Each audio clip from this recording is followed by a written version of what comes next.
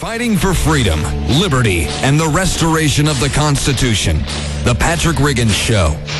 Call in now at 865-243-8255. That's 243-TALK. And now your host, Patrick Riggins. Welcome back to the Patrick Riggins Show. The last man standing in between you and an increasingly tyrannical government.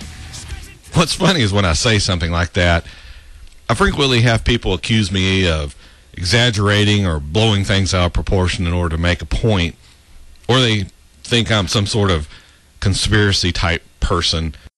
Someone thinking government's out to get me. It's really none of those.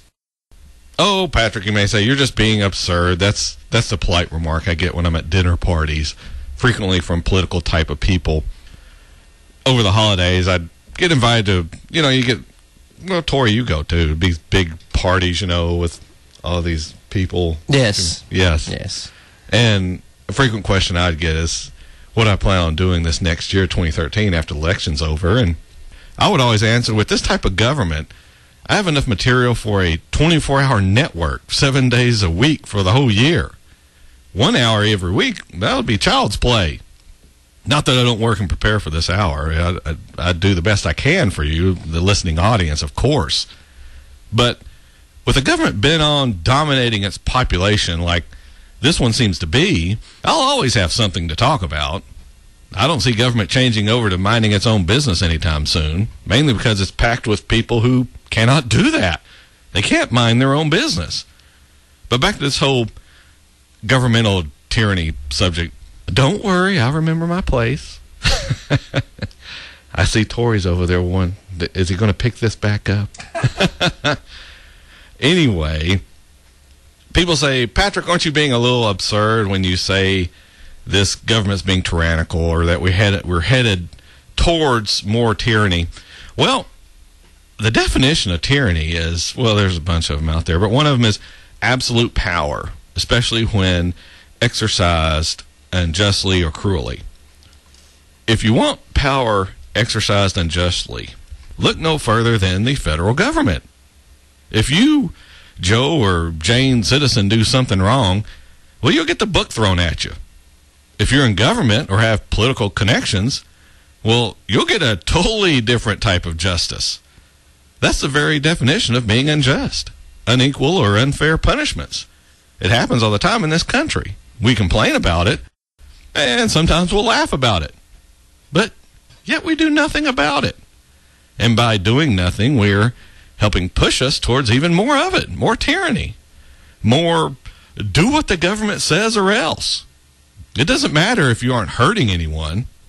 It doesn't matter if you're in the privacy of your own home. Do what the government says or else. I don't know how much more better of a definition of tyranny you could get. Do it. Because I say to. The only reason most people don't see it that way is that they've been conditioned to expect it. They're used to being screwed over, so they aren't shocked by it, and thus don't do anything to change it. Another definition of tyranny is a government in which a single ruler is vested with absolute power. Oh, Patrick, you say, we don't have that. We don't? How about when a president signs executive orders which carry the force of law? Is that not a ruler exercising absolute power? It's one person. Passing a law sounds like a ruler exercising power to me.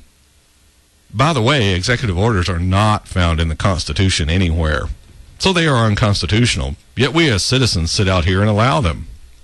You can't really blame us, though. Congress sits there and does nothing either. I addressed this in my show last week, in case you missed it. If you want to hear that, you can go over to youtube.com/Patrick Riggins Show. There you can listen to all the past shows all the way up to this last week. If you miss anything or you want to hear something again, you can go over there and listen to it. Again, it's youtube.com/Patrick Riggins Show. How about another example of tyranny? How about a governmental agency making rules and regulations that carry the force of law, along with criminal charges and sentences for violating them? That's a government ruler issuing laws. Sounds like another ruler exercising power. In other words, tyranny. The King of England used to do this to us. Here's what we had to say about it.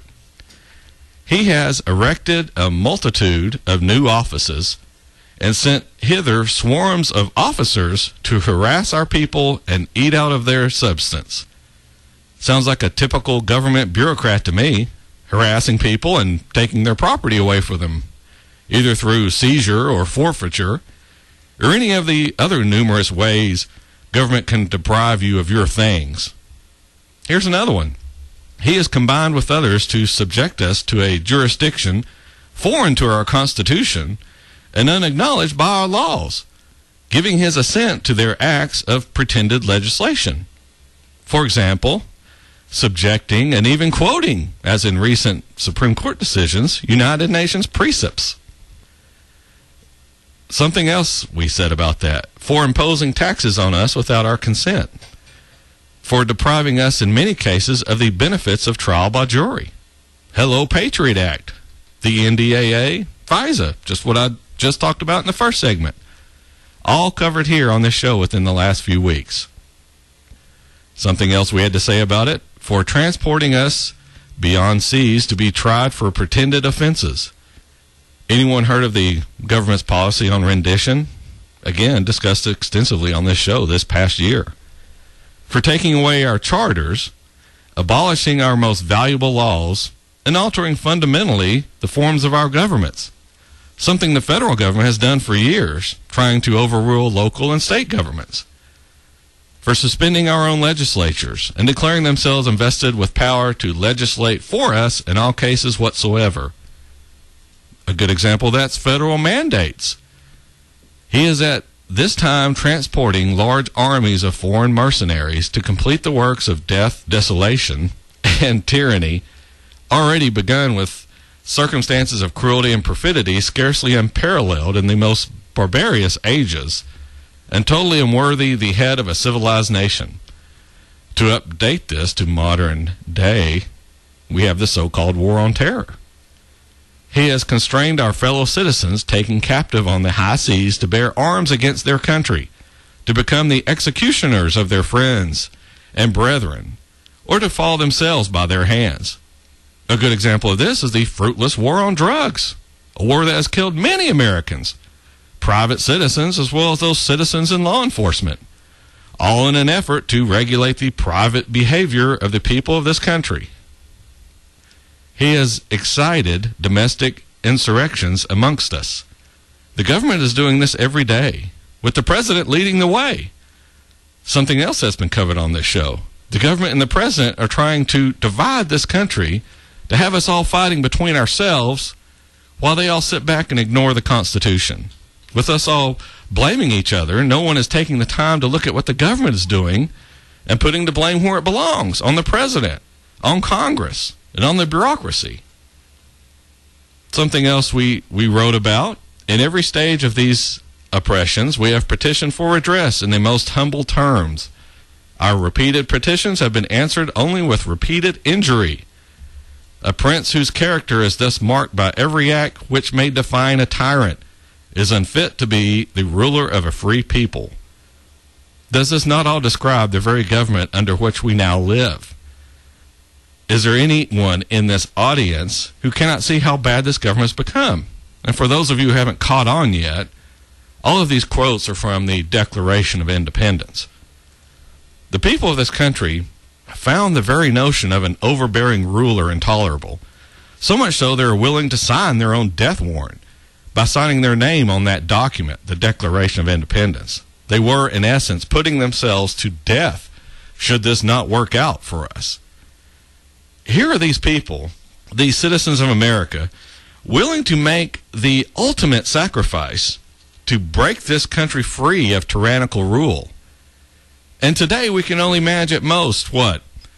A few points over 50% in voter turnout. Look, just about everyone in Washington considers themselves part of some sort of ruling class over this country.